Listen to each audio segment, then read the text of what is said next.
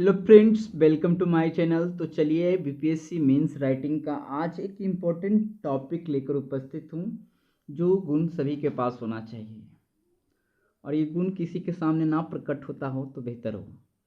ठीक है ना। तो चलिए आज हम इस टॉपिक को डिटेल से पढ़ रहे हैं, क्योंकि आपका ये रामबाण हथियार है और ये होना चाहिए सभी में। आज की जटिल दुनिया में एक प्रशासक के लिए भावनात्मक बुद्धिमत्ता की भूमिका का परीक्षण कीजिए। उदाहरण के साथ उन प्रमुख विशेषताओं का भी उल्लेख कीजिए जिन्हें एक भावनात्मक रूप से बुद्धिमान प्रशासक द्वारा आत्मसात की जानी चाहिए। तो देखते हैं इसको, थोड़ा सा इस पर लंबा बात करेंगे धीरे धीरे। किताबी भाषा को समझाना होगा, अब इसको और लंबा करके अपने अनुसार लिखना भी होगा। तो हमारा ये हर टीटीएस को रहता है, ठीक है ना। तो करा भावनात्मक बुद्धिमत्ता से तात्पर्य किसी व्यक्ति द्वारा अपनी भावनाओं को प्रबंधित करने और नियंत्रित करने की क्षमता एवं साथ ही दूसरों की भावनाओं को नियंत्रित करने की क्षमता से है। तो भावनात्मक बुद्धिमत्ता से तात्पर्य किसी व्यक्ति द्वारा अपनी भावनाओं को प्रबंधित करना, मतलब कि मैनेजमेंट करना और नियंत्रित करने की क्षमता एवं साथ ही दूसरों की भावनाओं को नियंत्रित करने की क्षमता से है।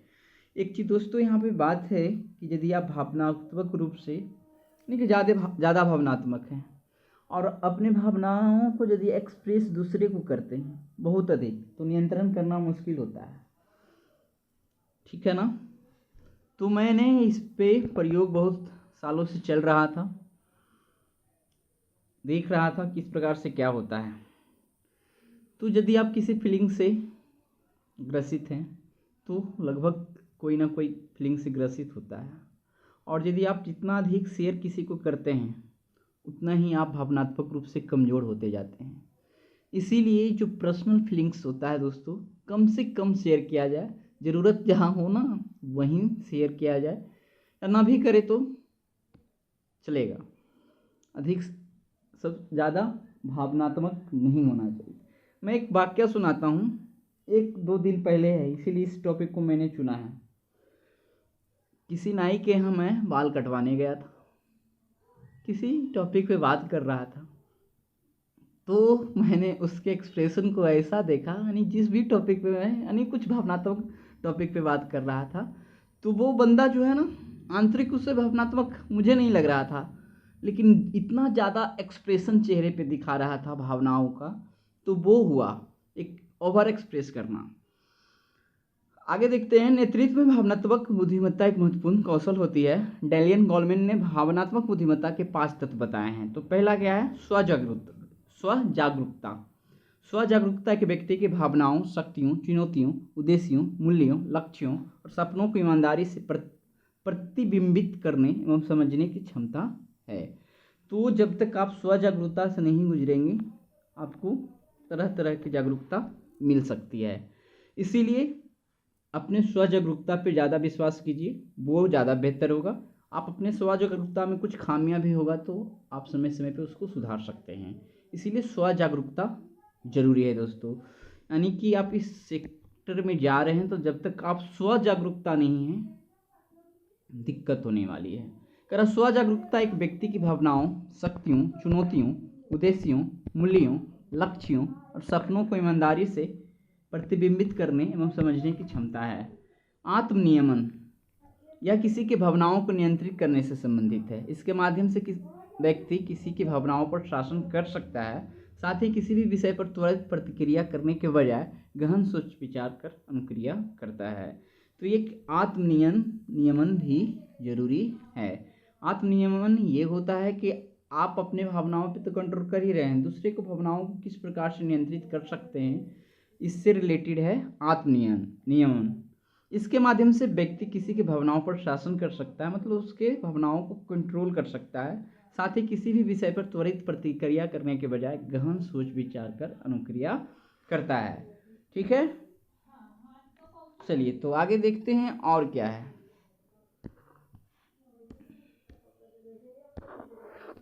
आत्म अभिप्रेरण। आत्म अभिप्रेरण। इसका अर्थ है कि जब व्यक्ति को अपने उद्देश्य की प्राप्ति के लिए बाहर से पर्याप्त अभिप्रेरण न मिले तो उसमें यह क्षमता होनी चाहिए कि वह स्वयं को निरंतर प्रेरित कर सके। तो दोस्तों, अब जब भी मैं किसी के साथ प्रेरणा लेने जाता हूँ तो प्रेरणा मेरे लिए कम ही होता है। जब तक मैं अपने आप को, मैंने जब भी देखा है कि जब बचपन से, खुद की बात करके भी समझाया जा सकता है कि बचपन से मैंने देखा है कि जब मैं खुद को मोटिवेट करता रहा तो ज़्यादा मोटिवेशन रहा है, और जब किसी पे अवलंबन हुआ है तो वो मोटिवेशन कम गया है। तो आत्म अभिप्रेरण क्या है? इसका अर्थ है कि जब व्यक्ति को अपने उद्देश्य की प्राप्ति के लिए बाहर पर्याप्त अभिप्रेरण ना मिले तो उसमें यह क्षमता होनी चाहिए कि वह स्वयं को नियंत्रित और प्रेरित कर सके। और सबसे बेहतर यही होता है, जिसने दुनिया में खुद से प्रेरणा दिया है वही शिखर पे हैं, और हमेशा जिसने प्रेरणा की प्राप्ति की कोशिश की है, मतलब कि हमेशा किसी से, उसमें दिक्कत है।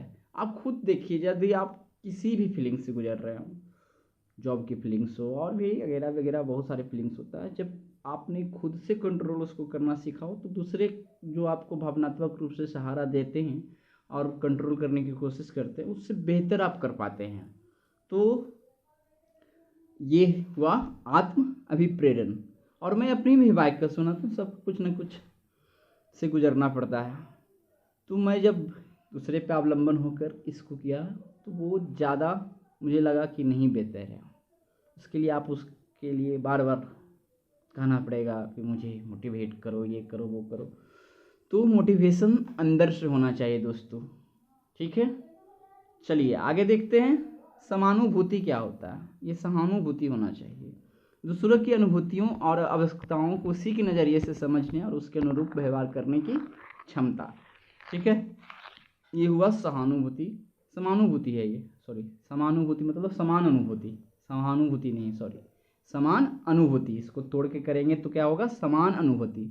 मतलब कि दूसरों की अनुभूतियों और आवश्यकताओं को उसी के नज़रिए से समझने और उसके अनुरूप व्यवहार करने की क्षमता को बोलते हैं समानुभूति। ये हुआ अगला गुण एक बेहतर प्रशासक के लिए। फिर है सामाजिक दक्षता। इसका अर्थ है कि व्यक्ति को अन्य व्यक्तियों के साथ कुछ इस प्रकार से संबंध बनाए रखने चाहिए कि उन संबंधों से उसे तथा सभी को लाभ हो। ये हुआ सामाजिक दक्षता, ठीक है। अब चलते हैं अगले पॉइंट पे, बात करते हैं एक प्रशासक द्वारा एआई का अनुप्रयोग।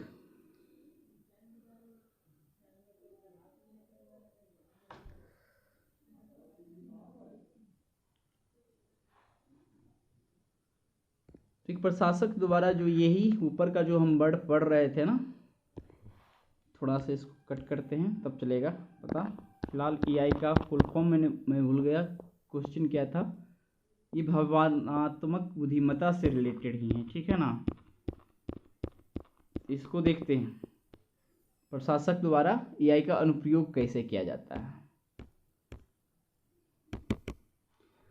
एआई एक नेता को व्यक्तिगत सीमाओं के प्रति सचेत करने और संगठनात्मक लक्ष्यों को प्राप्त करने के लिए व्यक्तिगत शक्तियों का उपयोग करने में सक्षम बनाता है। वही ऊपर जो हम पढ़ रहे थे भावनात्मक बुद्धिमत्ता के बारे में।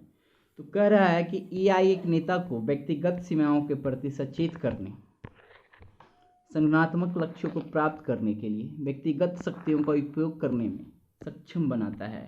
कह रहा है यह नेतृत्व के लिए आवश्यक मानसिक स्पष्टता को सुनिश्चित करता है, जो विघटनकारी भावनाओं को दूर कर सही निर्णय लेने में सक्षम बनाता है। ठीक है, क्या बोल रहा है? यह नेतृत्व के लिए आवश्यक मानसिक स्पष्टता को सुनिश्चित करता है, जो विघटनकारी भावनाओं को दूर कर सही निर्णय लेने में सक्षम बनाता है। यह व्यक्तिगत लक्ष्यों को प्राप्त करने में मदद करता है और साथ ही संगठनात्मक लक्ष्यों की प्राप्ति के लिए व्यक्ति में समर्पण की भावना भी उत्पन्न करता है। यह स्वस्थ कार्य संबंधों तथा कार्य संस्कृति के वातावरण को विकसित करने में मदद करता है, जो संगठनात्मक नेतृत्व के कार्य को आगे बढ़ाने के लिए आवश्यक है। समानुभूति रखने वाला व्यक्ति भावनात्मक अभिव्यक्तियों, मौखिक संकेतों जैसे या चेहरे के भाव आदि को पढ़ सकता है। तो ये हुआ समानुभूति। यह एक प्रशासक को किसी विशिष्ट एजेंडा या कार्रवाई हेतु समर्थन प्राप्त करने के लिए दूसरे को मनाने, समझाने या प्रभावित करने में मदद करता है। तो देखिए यहाँ पे है कि समानुभूति रखने वाला व्यक्ति भावनात्मक अभिव्यक्तियों, मौखिक संकेतों जैसे या चेहरे के भाव आदि को पढ़ सकता है। यह एक प्रशासक को किसी विशिष्ट एजेंडा या कार्रवाई हेतु समर्थन प्राप्त करने के लिए दूसरे को मनाने, समझाने या प्रभावित करने में मदद करता है। तो अब देखते हैं निष्कर्ष।